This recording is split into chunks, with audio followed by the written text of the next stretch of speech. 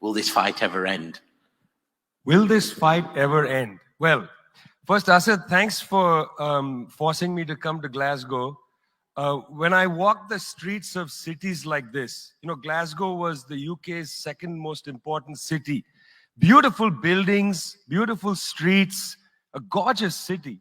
It had Red Clydeside in 1919, the uprising to create a Soviet in Scotland. But it was, crushed, of course.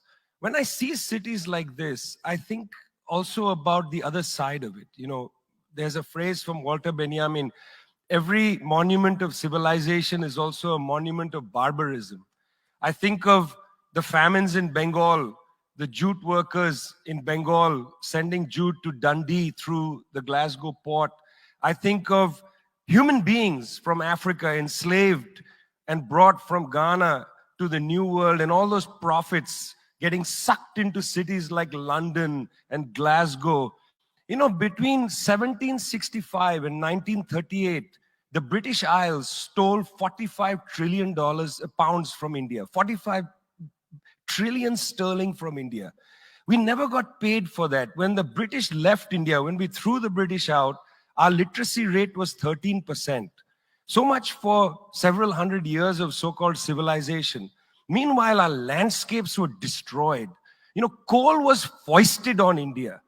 You foisted coal on us. You were the ones that came and made us coal dependent. And then you left, and now you dare to condescend to us. When I listen to Boris Johnson, when I listen to people like Joe Biden, when I listen even more to Emmanuel Macron, all I can think of is how condescending you are. You condescended to us 400 years ago. You condescended to us 300 years ago. You condescended to us 200 years ago. You condescended to us 100 years ago. You're condescending to us today.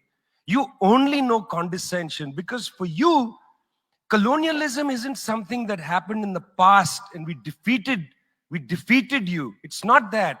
For you, colonialism is a permanent condition. And that permanent condition happens in two ways. There's the permanent condition of the colonial mentality.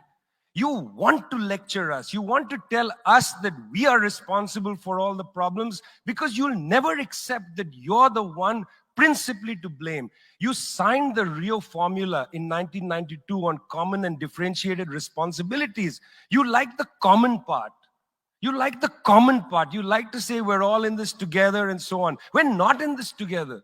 The United States, 4-5% of the world's population, still uses 25% of the world's resources. You outsource production to China, and then you say China is the carbon polluter. China's producing your buckets. China's producing your nuts and bolts. China's producing your phones. Try to produce it in your own countries and see your carbon emissions rise. You love lecturing us because you have a colonial mentality.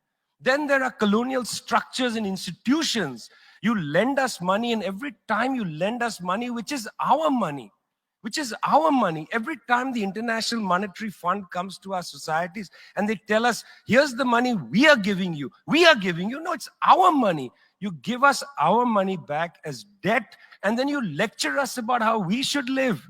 It's extraordinary. It's not just a colonial mentality. It's a colonial structures and institutions which reproduce themselves year after year after year. And let me tell you something. The climate justice movement, not clued enough on this. The climate justice movement is a movement that says we're worried about our future. What future? What future? Children in the African continent, in Asia, in Latin America, they don't have a future. They don't have a present. They're not worried about the future. They're worried about their present. Your slogan is, we're worried about the future. What future? That's a middle-class bourgeois Western slogan. You got to be worried about now. 2.7 billion people can't eat now. And you're telling people, reduce your consumption. How does this sound to a child who hasn't eaten in days? You got to clue into this, guys. You got to clue into this. Otherwise, this movement will have no legs in the third world. No legs. Later, I'd like to tell you about the International People's Assembly, a network of 200 political organizations that we're setting up, rooted in the global south. We want to tell you what our issues are, but are you willing to listen?